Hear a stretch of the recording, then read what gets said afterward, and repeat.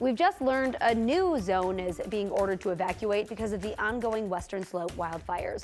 The Rio Blanco County Sheriff's Office says if you're in Zone 63, leave now. This is on the south side of the fire. We have a containment update in just a few minutes.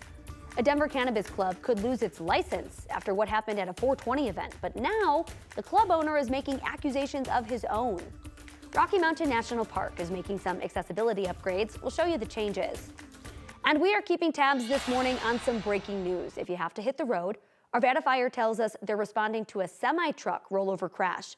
It happened on the entrance ramp to I-70 near Highway 58. That ramp is closed right now. You are taking a live look at the scene right now. We'll keep you updated as we learn more about the crash.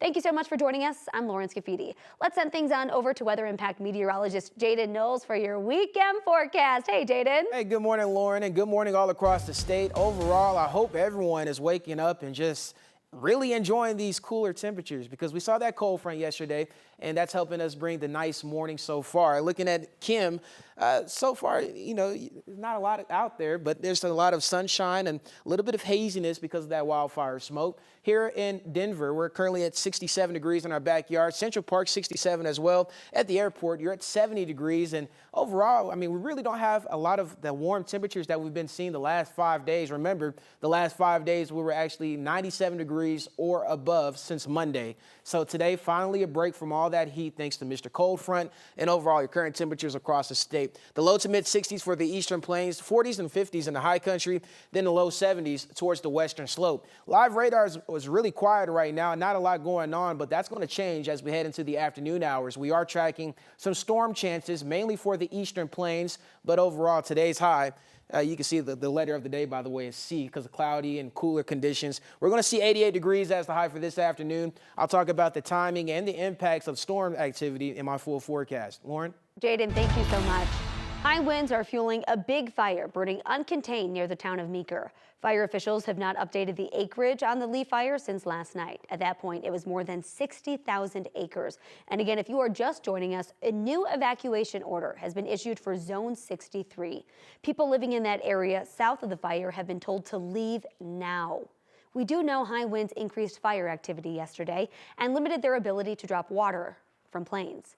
Meanwhile, the Elk fire is burning just to the east. Officials say crews have continued to strengthen fire lines on that one. At last check, it had burned more than 14,000 acres. More than 500 responders are in Rio Blanco County working to get a better handle on both of those fires. 9 News reporter Shalima Maharaj has a story. North Metro Fire Rescue certainly isn't new to pitching in when times get tough. Earlier this year, they sent a crew to California to help fight the Palisades fire. And they are now doing the same with the fires burning in Rio Blanco County. North Metro Fire has a 4-person engine crew out there battling the Elk fire. Lieutenant and Wildland Coordinator Bill Castonguay knows just what his crew is up against. He worked on the massive Pine Gulch fire 5 years ago, and he says what crews need most right now is a reprieve in the form of rain and a whole lot of it.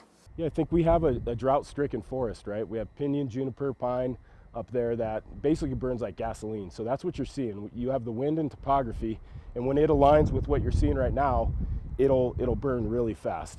Almost as fast as a car can drive is the movement that we're seeing up there. North Metro Fire Rescue will also be sending someone to the Turner Gulch fire.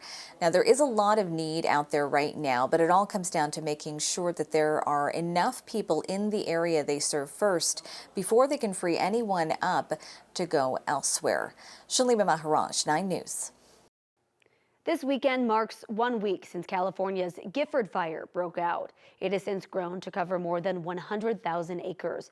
It makes it the state's biggest wildfire of the season. Most of that area is unpopulated forest, ranches, and agricultural land, but hundreds of homes are still threatened.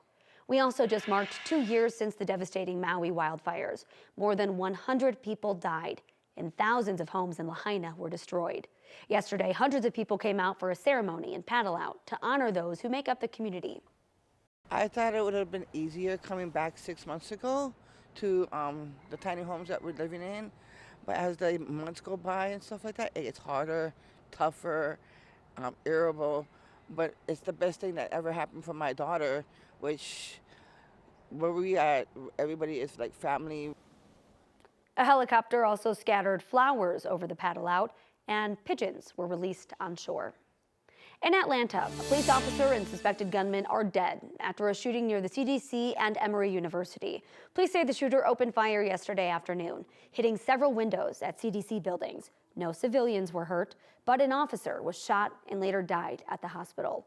Investigators say the gunman was found dead on the second floor of a building across from the CDC. It's not clear if he was killed by police or if he turned the gun on himself. Officers also recovered multiple weapons at the scene. The Jefferson County Coroner's Office says they cannot determine how hairstylist Jack Scraton died. We're getting a better understanding this morning of why it's so difficult to come to a conclusion. So she went missing in April. Weeks later, her body was found in a narrow space between two buildings in Lakewood below a second-floor apartment window. Jefferson County Coroner says the length of time before her body was found made it impossible to determine how she died. Former Mesa County Coroner Rob Kurtzman told 9 News that without preserved skin and tissue, investigators can't tell if she fell, if she jumped, if she was pushed, or if she was thrown from the second-story window.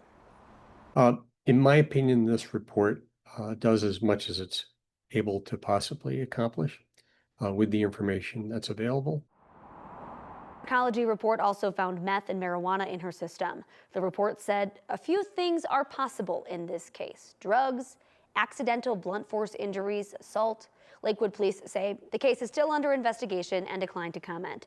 Jax's family has been vocal about the department's handling of the case. They plan to rally at Lakewood City Council on Monday. A cannabis club in Denver could lose its license after city inspectors reportedly found several violations at a 420 event. But the club's owner is making his own accusations.